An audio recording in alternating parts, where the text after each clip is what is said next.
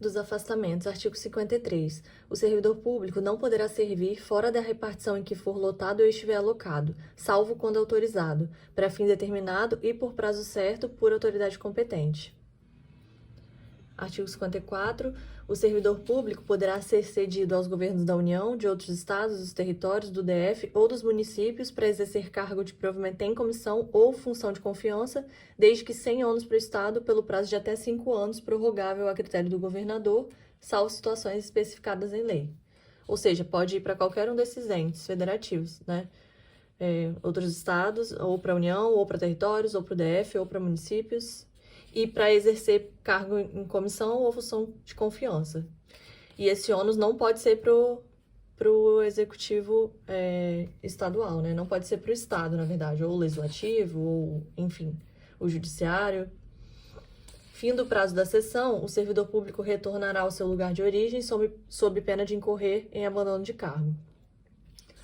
O servidor público poderá ser cedido, desde que sem ônus para o Estado, ainda que esteja em estágio probatório, para acompanhar cônjuge ou companheiro, também servidor público civil ou militar, de qualquer dos poderes ou órgãos independentes da União, dos Estados, do DF e dos municípios, que tenha sido nomeado para provimento de cargo efetivo, desde que a relação conjugal tenha sido estabelecida antes da nomeação. Então, para acompanhar cônjuge e companheiro, também servidor, mas que a relação foi estabelecida antes da nomeação, essa cessão poderá ocorrer, inclusive, em estágio probatório.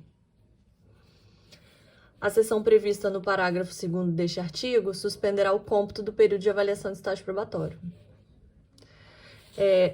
A gente já chegou a ler em outro artigo falando sobre essa licença para acompanhar cônjuge ou companheiro, que é proibida, né? É uma das vedações ao servidor em estágio probatório. Mas notem que aqui é para acompanhar cônjuge ou companheiro, também servidor público.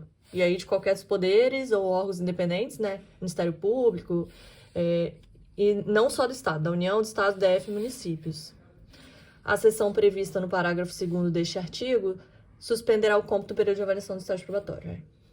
Então, não conta o estágio probatório se o servidor for acompanhar cônjuge ou companheiro. A cessão de servidor de um para outro poder ou órgão independente do próprio Estado somente poderá ocorrer para o exercício de cargo de provimento em comissão ou função de confiança, desde que sem ônus para o cedente, pelo prazo de até 5 anos, prorrogável a critério do governador, salvo situações específicas em lei. Então, trabalha no Executivo do Estado do Espírito Santo, quer ser cedido à Assembleia Legislativa do Estado do Espírito Santo, só pode para provimento em cargo em comissão ou função de confiança.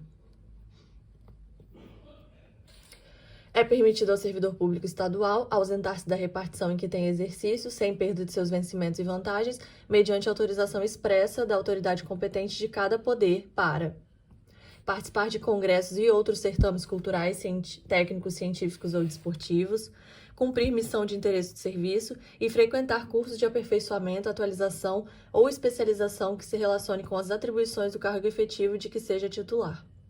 O afastamento para participar de competições desportivas só se dará quando se tratar de representação do Estado ou do Brasil em competições oficiais.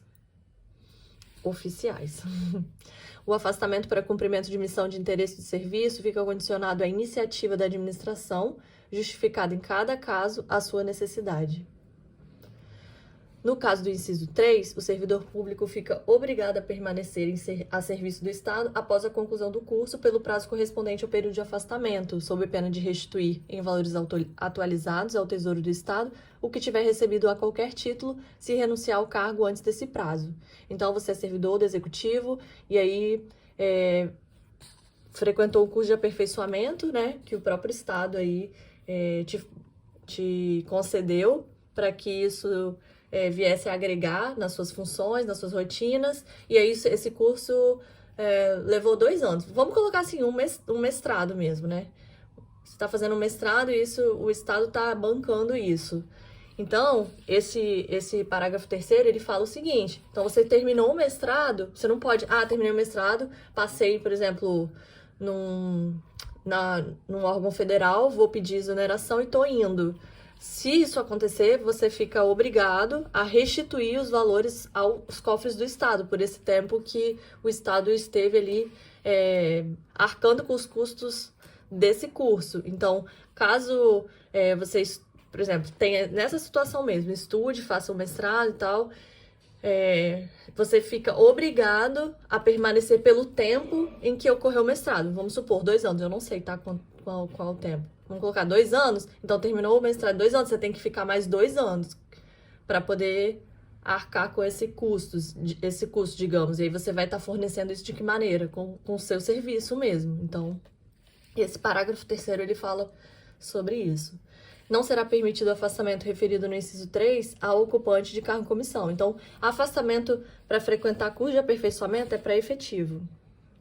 Ao servidor público, em exercício de mandato eletivo, aplicam-se as seguintes disposições. Tratando-se de mandato eletivo federal ou estadual, ficará afastado de seu cargo efetivo. Investido no mandato de prefeito, será afastado do cargo efetivo, sendo-lhe facultado optar pela sua remuneração. Então, vai ser prefeito de um município lá no interior do estado e o cargo que você ocupa como efetivo ainda paga mais do que o subsídio aí do prefeito. Eu não sei se o prefeito recebe subsídio, enfim, do que a remuneração do prefeito. Aí você pode optar pela remuneração do seu cargo efetivo. E também será afastado, né?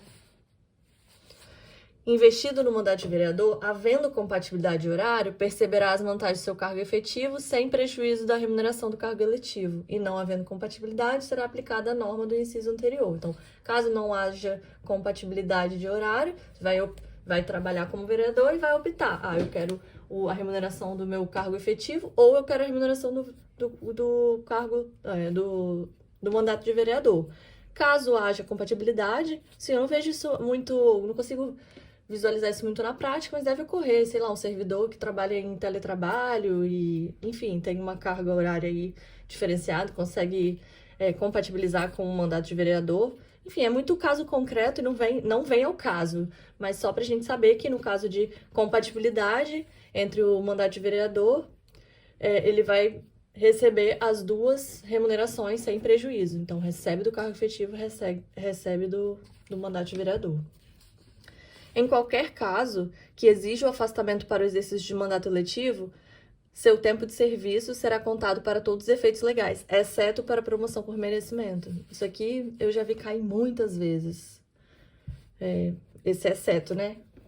Porque eles geralmente colocam, em qualquer caso que exija o afastamento para o exercício de mandato eletivo, seu tempo de serviço será contado para todos os efeitos legais, ponto. E aí tem esse exceto aqui, né? Então, conta para todos os efeitos legais? Conta, exceto para promoção por merecimento.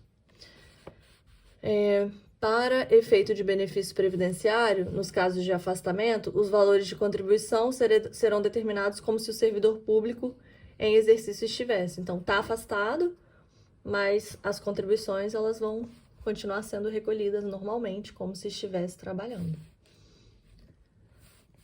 Preso preventivamente, denunciado por crime funcional ou condenado por crime inafiançável, em processo no qual não haja pronúncia, o servidor público efetivo será afastado do exercício de seu cargo até decisão final transitada em julgado.